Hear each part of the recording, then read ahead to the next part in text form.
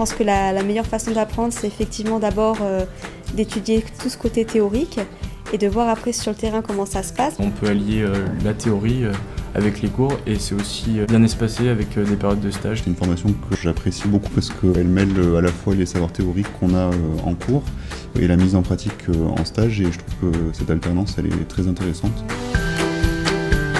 Le stage, ça nous permet vraiment de nous orienter et de savoir si l'idée qu'on se faisait d'une facette du métier était la bonne et vraiment celle qui nous intéresse. C'est une formation riche en expériences, pleine de rencontres à travers nos stages. On a un mémoire, donc un travail de recherche à effectuer, une action d'éducation à la santé, des partiels. C'est une année très riche sur un an.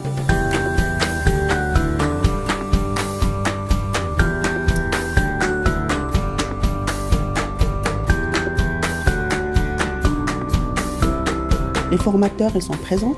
Et cette proximité, moi, elle m'épaule. Je ne me sens pas seule. Les professeurs sont vachement à l'écoute des élèves. On peut vraiment communiquer avec eux, même en dehors des cours. Avec des intervenants vraiment de qualité, on a des chirurgiens qui viennent, des psychologues. Les cours sont très variés. C'est assez intense parce qu'il y a beaucoup de cours à réviser, c'est partagé avec les stages. Mais dans l'ensemble, du moment qu'on est motivé, ça se passe très bien.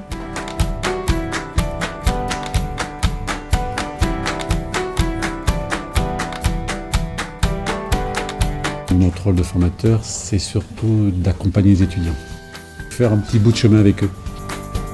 On va les aider à progressivement construire leur autonomie. Cette construction, cette professionnalisation va se faire aussi pendant leur stage, dans cette alternance qui est d'une spécificité professionnelle. On essaye de diversifier le plus possible les méthodes d'apprentissage. Ce qui est important, c'est ces séances de simulation parce que ça leur demande d'agir dans des situations de soins qui se veulent le plus réalistes possible.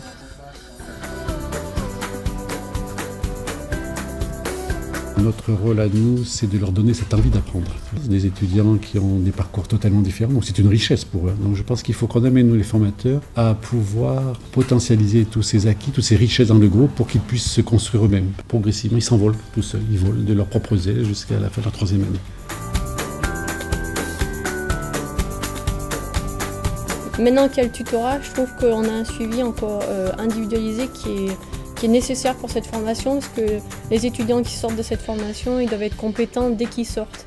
Je pense que le fait d'avoir un tuteur permet de ne pas passer à côté de difficultés et d'avoir des professionnels aguerris quand ils sortent.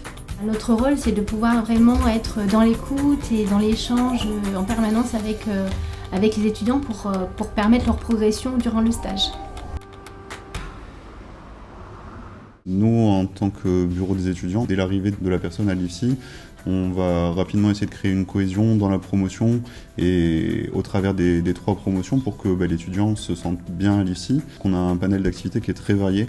Moi, je suis bien content d'être arrivé sur Clermont. Moi, à la base, je voulais pas venir à Clermont. Je me suis dit, c'est une grosse école, il y aura personne. Enfin, vraiment, tout ce qui est événements, tout ce qui est prévu, en fait, que ce soit social et soirée, ça permet vraiment d'avoir une super vie au sein de l'IFSI.